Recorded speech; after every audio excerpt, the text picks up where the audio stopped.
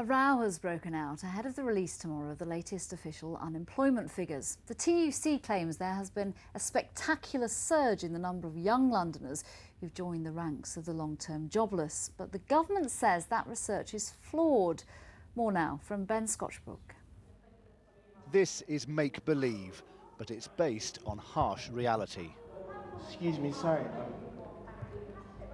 Do I put my name at the top? Yeah, where it says name. Where it says name. Centrepoint Parliament has just staged 9 rooms, telling the story of what it's like to be young and out of work in London, to be looking for a job in London. Performed and written by people who know what that's like, some of them unemployed for more than a year. I think the longer you're unemployed, the more excruciating it is, and the more your motivation and self-esteem really decreases dramatically. So I guess I should start by talking a little bit about me. Few would deny prospects for the young unemployed have rarely been bleaker. But figures put together by the TUC suggest the number of long-term young unemployed in London has rocketed. They show that in the year 2000, the number of 18 to 24-year-olds in London out of work for more than a year stood at 1,250.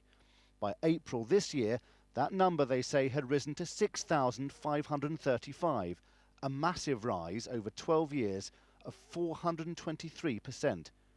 Even if you compare 2010's figure with today's, we've seen a rise of 298%. But the government claims that such a comparison is misleading. Well, the word they use is wrong. In a statement, they told us that under the previous government, the scale of long-term youth unemployment was hidden. Essentially, it used to be the case that if you were unemployed but undertook some sort of training, went on an apprentice scheme perhaps, you still didn't have a job, but you would come off the unemployment figures. Thus, the figures look lower. They don't compile the figures like that anymore, thus the figures look higher. So it's the government's case that the TUC figure is so shocking because they're not comparing like with like. There will be people that will say that by not comparing like with like, you're scaremongering, and that does no one any favours, young, old, in work or out of work.